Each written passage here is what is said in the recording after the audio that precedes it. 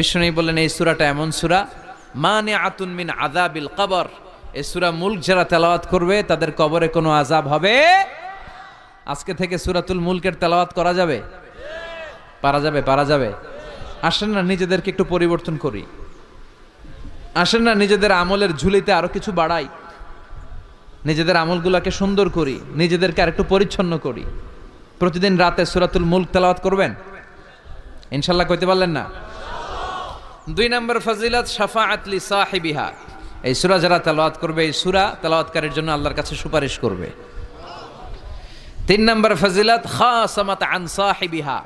এই সূরাটা কিয়ামতের দিন এই সূরার তেলাওয়াতকারীর পক্ষে আল্লাহর সাথে তর্ক করবে, ডিবেট করবে। কতক্ষণ? হাত্তা আদখালাহুল্লাহুল জান্নাহ, যতক্ষণ না আল্লাহ তাআলা এই লোকটাকে জান্নাতি বলে ঘোষণা না দেয়। আল্লাহ যতক্ষণ অ্যানাউন্স করবে হি ইজ ফ্রম প্যারাডাইস,